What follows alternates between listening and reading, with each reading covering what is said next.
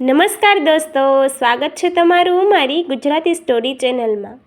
લાખો વણઝારો, વફાદારીની અમરગાથા. પ્રાચીન સમયમાં લાખો નામનો એક વણઝારો હતો. તે ખૂબ જ નસીબદાર અને શ્રીમંત હતો. લાખો પોતાના વેપાર માટે દેશ પરદેશ ફરતો અને લાખોનો વેપાર કરતો. તેની પાસે એક અત્યંત વફાદાર કૂતરો હતો, જેનું નામ ડાઘિયો હતું. ડાઘિયો એટલો સમજુ હતો કે લાખાના પડ્યા બોલ ઝીલતો. એક સમય એવો આવ્યો જ્યારે વેપારમાં ભારે ખોટ ગઈ.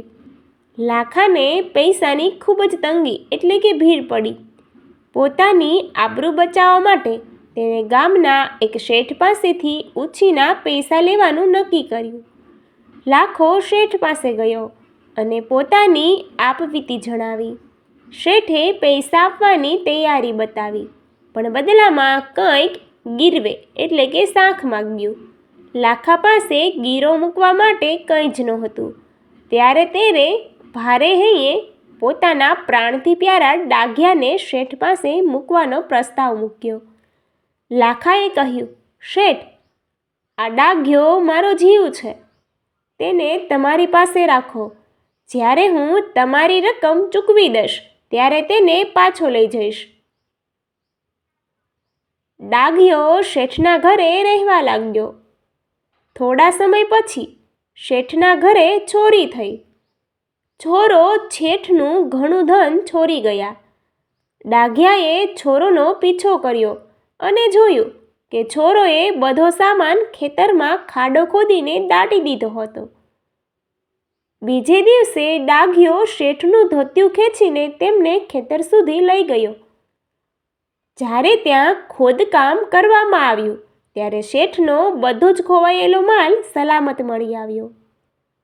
શેઠ ડાઘિયાની આ ચતુરાઈ અને વફાદારી જોઈને ખૂબ જ ખુશ થઈ ગયા.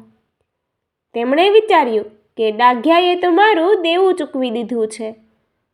એટલે એમણે એક ચિઠ્ઠી લખીને ડાઘિયાના ગળે બાંધી અને તેને લાખા પાસે પાછા જવા માટે મુક્ત કરી દીધો.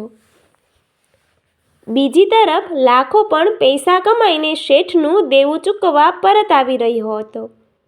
રસ્તામાં તેણે દૂરથી ડાઘિયાને આવતો જોયો.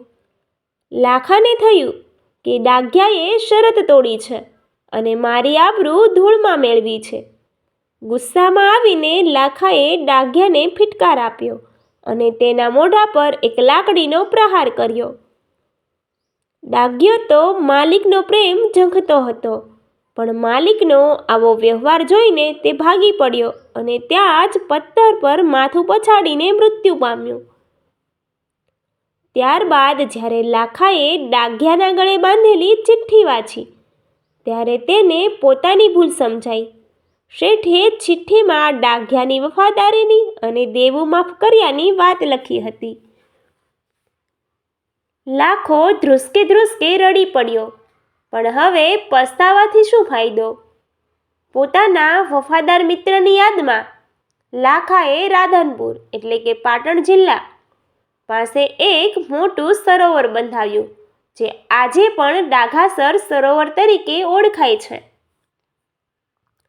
આ વાર્તા આપણને શીખવે છે કે ઉતાવળમાં લીધેલો નિર્ણય હંમેશા પસ્તાવો કરાવે છે અને વફાદારી એ સૌથી મોટી સંપત્તિ છે. Thank you. અમારી ચેનલને સબસ્ક્રાઈબ કરવાનું ભૂલતા નહીં.